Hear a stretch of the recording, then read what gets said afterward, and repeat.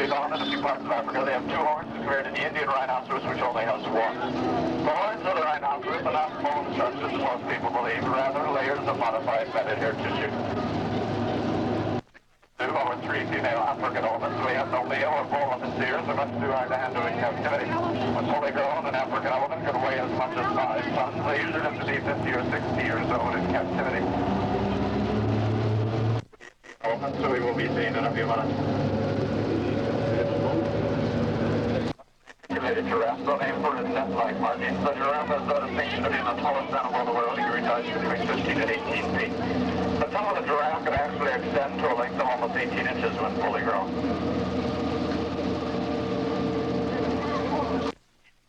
These are the elephants we commonly see in the circuses throughout the world. They have a gentle disposition and can be trained rather easily. When fully grown, they weigh close to 8,000 pounds. They usually live to be 70 or 80 years old in captivity. They have a much more massive forehead and smaller ears than those of the African elephants who we saw before in the chest area.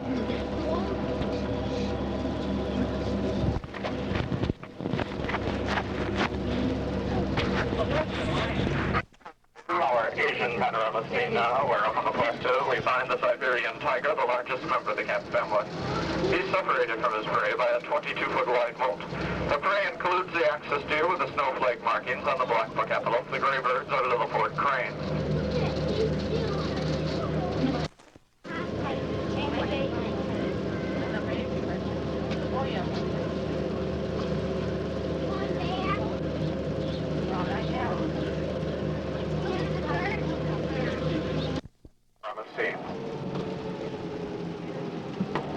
The greater kudu antelope are down in front. They have the large ears and the white pin stripings on their back area. The zebras are Chapman zebras. They have 300 pounds when fully grown.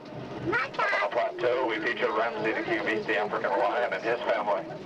Ostriches. If you look in the extreme right, becoming extinct in its native state. It can only be readily found in the national park areas out west. An adult male weighs about 1,200 pounds when fully grown.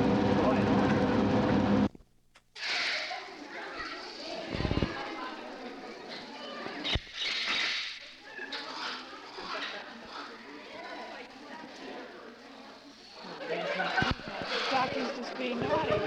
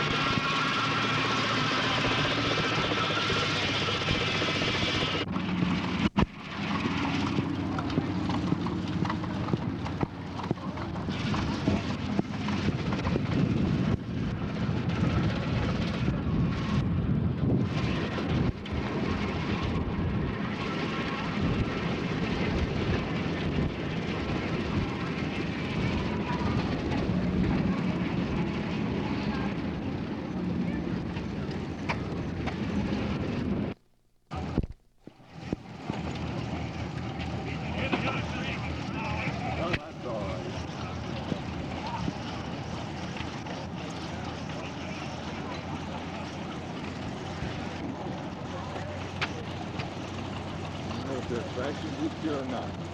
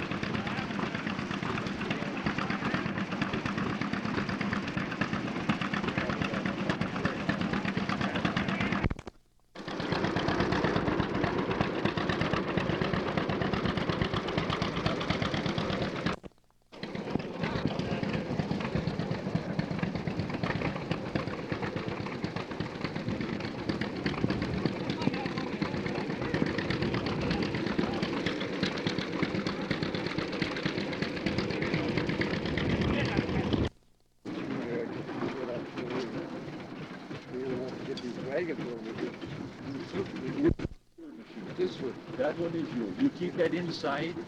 It is a big one. I had it all covered up. With canvases or...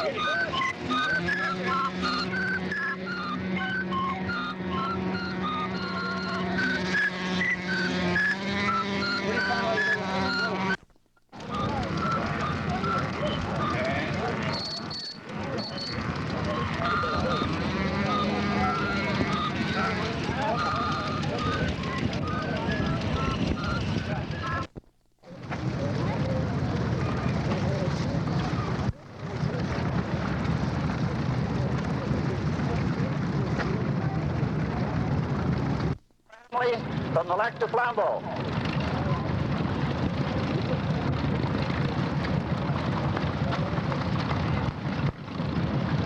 Upcoming next is the Klinger steam engine. Pat Malarkey driving has that same little problem of being on top dead center with a single cylinder engine. And there he's got it rolling. And here it comes. This engine was brought all the way from Nevada by Ray Klinger and given to his grandson. Ray Klinger is from Hartford. Pat Malarkey, the engineer. This is a very nice white treads were ever made. They were a special variety of the John Deere General Purpose, built to be untippable on a side hill. Carl got this restored in a beautiful condition, and it's a very rare tractor. Next is Ed Johnson with an R2 Caterpillar. This normally sets up at Joe Prieskin's place near Holy Hill. Ed is from Racine. This is a 50 horsepower Caterpillar R2. Here we have a Model 7, Byron Martin and Cigar aboard. 19-27 horsepower McCormick. This is the only steam-powered Volkswagen in captivity, built and operated by Joe Albright. He has done a beautiful job on this. Joe is a real expert on steam and has all the answers when it comes to steam engines. Joe is a machinist, and he made everything that's on here. By John Harmon, and John and Glenn were some of the founding fathers. Glenn was the first president of our organization. John Harmon has flown in here from and Brian Beretta driving Ed Beretta's Farmall McCormick steering tractor, the F12 Farmall. This tractor had a catastrophe and had to have some freeze damage fixed just before the show, but they did a lot of hard work in the last week. And his dad, Ed, is somewhere on something else, and he'll be by. And Don Kukan. Donnie is driving his home built here, and they are pulling a nice big air motor engine. This was running over in the engine area, but it apparently has expired someplace. This is a big Huber, belongs to Harold Meissner, and it is a, I can't remember the horsepower of this, but it has a big Waukesha model CHM. It's a two-cylinder engine, so there's no dead center. You have the crank set at 90 degrees, so it'll always start and go in the direction you want it to go. Reiner keeps this engine in Heartland, Wisconsin, and he drives it over here on the road. It takes a couple hours to do that, too. 1929 Model L case, owned by Gilwan and Sons, and the next one around here, there'll be a Wallace that he had a lot to do with the restoration of. Woody's a good man on magnetos and airplanes. A bright steam engine after the parade. Here we have another, I think it belonged to Bob Waldo before it was bought by Sam Schmitz. So it's been around as long as our club has been in business. Here comes another one, the Rumley Company of LaPorte, Indiana, which was incorporated into Alice Chalmers in about 1928. The plant is still in operation making agricultural implements, but not with a 1926 license plate on a 1926 Model T Ford Mike Conjame. Complete with children, grandchildren, Model T, 1926. A beautiful job, Mike. Here's a McCormick and Deering, a 1020 made in 1926, cost $1905. Last year on Route 1914, it says, just threshed then and carried the water for the steam engine. Equipment here, both in the parade and over on the stationary engine grounds. They do a nice job on restoration. This is an iron polo pony. There was an article in the Waukesha County Historical Society Bulletin showing when the, and this belongs to Billy Hughes, up around here. This is Barbara Nickel. Barbara Nickel, driving another John Deere. There's another D, another John Deere D on the rubber tires. Wait a minute, that's a John Deere GP. It's got the high arch front axle.